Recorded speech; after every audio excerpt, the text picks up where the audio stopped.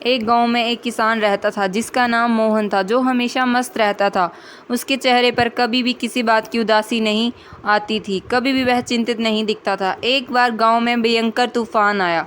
गांव के लोगों की सारी फसलें खराब हो गई। गांव के सभी लोग बहुत चिंतित हो गए। सब अपनी फसलों को देखकर मायूस हो गए। तब सबने देखा कि मोहन किसान अब भी खुश है, अब भी वह चिंतित नहीं है। गांव के लोगों ने मोहन से पूछा, क्या बात है मोहन, तेरी सारी फसलें खराब हो गई हैं, फिर भी तूने चिंता नहीं है, तू खुश है। मोहन ने कहा, इसमें उदास होने वाली क्या बात है। मोहन बोला, चिंता छोड़ दो भाई, हमेशा मस्त रहना सीखो, हंसते रहना सीखो। गांव वाले बोले, इसमें भला मस्त रहने जैसा क्या है, कैसे हम मस्त रह सकते हैं, हमारा तो नुकसान हो गया, फसल खराब होगी, अब हम क्या खाएंगे, अपने बच्चों को क्या खिलाएंगे, उनका करियर कैसे बनाएंगे, बच्चों की पढ़ाई की चिंता, उनके करियर की चिंता, इंसान कैसे खुश रह सकता है। मोहन ने कहा, खुश रहना एक कला है। गांव वाले बोले, क्या तुम हमें ये कला सिखा सकते हो, क्या हम भी हमेशा खुश और मस्त रह सकते हैं। उसने कहा, हाँ, मैं तुम्हें ये कला सिखा सकता हूँ। तुम्हें मज़ेदार कहानी सुनाता हूँ, ध्यान से सुनना। मेरे बचपन की बात है। मैं अपने पिता के साथ एक बार जंगल के रास्ते में शहर जा रहा था, क्योंकि हमें फसल को बेचना था। क्योंकि उस समय मेरे पिताजी काफ़ी परेशान रहते थे, घर में बिल्कुल भी धन नहीं था। अब तो फसल को ही बेचना आखिरी हल था। जंगल से जाते जाते शाम हो गई। जंगल में काफ़ी अंधेरा हो गया। रास्ते में दिखाई कुछ भी नहीं दे रहा था। उस दिन ऐसे भी आंधी आ रही थी। तब तक हमारी बैलगाड़ी का पहिया ज़मीन में धंस गया और हमें वहीं फंस गए। पापा ने पहिया निकालने की बहुत कोशिश की, लेकिन पहिया बाहर नहीं निकला।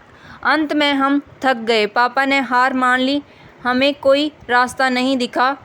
अब हम भूखे प्यासे से परेशान होने लगे और हमें डर भी लगने लगा। मैंने पापा से कहा, मुझे डर लग रहा है। पापा ने कहा, चिंता की कोई बात नहीं है, मैं तेरे साथ हूँ।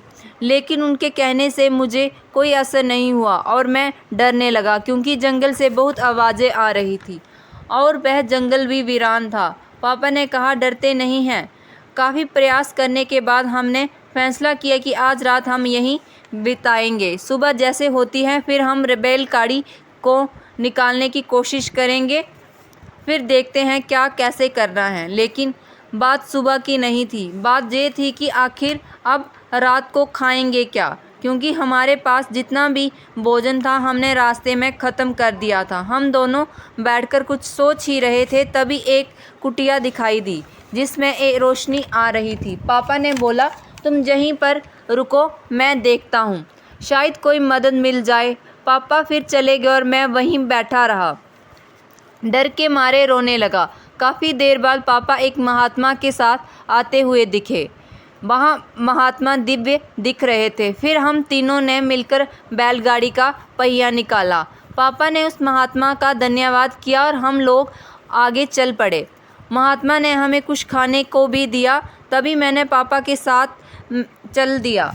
पापा के हाथ में एक कागज़ था। मैंने पापा से पूछा, ये क्या है। पापा ने कहा, तुमने मोहन से पूछा, ये सब तो ठीक है, लेकिन हम चिंता क्यों ना करें, हमारी सारी फसल खराब हो गई है। मोहन ने पूछा, क्या तुम दिन को रात बना सकते हो। गांव वालों ने कहा, नहीं। उसने फिर से पूछा, क्या तुम हवा को रोक सकते हो। गांव वालों ने कहा, नहीं, हम भगवान थोड़ी हैं, हम ये सब कैसे कर सकते हैं।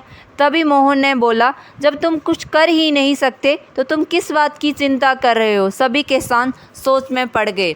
बात तो सही कर रहा है, इसने भला चिंता करने की क्या ज़रूरत है। तब मोहन ने कहा, जब हमारे हाथ में कुछ है ही नहीं तो फिर हम चिंता क्यों कर रहे हैं। इसलिए मस्त रहना सीखो और मस्त रहने की आदत डालो, तभी तुम्हारे जीवन में खुशियाँ आएंगी। तब सब किसानों ने कहा, लेकिन उस पत्र में ऐसा क्या लिखा था जो तुम्हारे पिताजी ने जाने के बाद तुम्हें खोलने के लिए कहा। उसने कहा, हाँ, पिताजी के मरने के बाद मैं अनाथ हो गया था, कुछ भी अच्छा नहीं चल रहा था। तभी मेरे दिमाग में आया कि उस पत्र में खोल कर देखूं उसमें ऐसा क्या लिखा है। फिर मैंने जब उस पत्र को खोला तो मेरी आंखें खुली की खुली रह गई। सबसे पूछा, ऐसा क्या था। उस पत्र में, मोहन ने कहा, उस पत्र में लिखा था कि ये समय भी गुजर जाएगा। मुझे इसका मतलब समझ में नहीं आ रहा था। इसका मतलब जानने के लिए मैं उस महान आत्मा के पास गया। महात्मा ने बताया ये समय भी गुजर जाएगा। मैंने कहा ये तो ठीक है, आप तो वही बात बता रहे हैं जो इस पत्र में लिखी है, लेकिन इस मतलब क्या है? तब महात्मा ने कहा तुम अभी परेशान हो, उदास हो, तुम्हें नहीं पता कि ये समय भी गुजर जाएगा। ये हालात ऐसे ही नहीं रहेंगे, कुछ समय बाद सब ठीक हो जाएगा, सब कुछ बदल जाएगा और ये परेशानियों के बादल ख़त्म हो जाएंगे। इसलिए इस बात को याद रखना कि ये समय गुजर जाएगा। समय कभी नहीं रुकता, अच्छा बुरा जैसा भी हो समय गुजर जाता है। तुम्हें चिंता करने की ज़रूरत नहीं है, तुम बस मेहनत करते रहो। किसान को चाहिए कि वह सब्र रखे हर वक्त, हर परिस्थिति में, क्योंकि जिसके पास सब्र नहीं वह कभी चैन से जीवन जी ही नहीं सकता। चैन से जीवन जीने के लिए इंसान के अंदर सब्र का होना बहुत ज़रूरी है और सब्र तभी आता है जब इंसान इस बात को याद रखता है कि वक्त गुजर जाएगा। तब से मेरी ज़िंदगी बदल गई। तब से मैंने इस बात को याद करके रख लिया कि अब तो कुछ भी होता है मैं चिंता नहीं करता हूँ, बस मेहनत करता रहता हूँ, कोशिश करता रहता हूँ, चीज़ों को ठीक कर सकता हूँ, लेकिन जो मेरे हाथ में नहीं मैं उसकी चिंता नहीं करता, मस्त रहता हूँ। और लोगों को भी यही कहता हूँ मस्त रहो, ज़्यादा चिंता मत करो और ज़्यादा चिंता मत करो, ज़्यादा मत सोचो। जीवन चलता रहेगा, जीवन गुजर रहा है और जीवन गुजर जाएगा। बाकी अगर आपको ये वीडियो अच्छी लगी हो तो लाइक करें।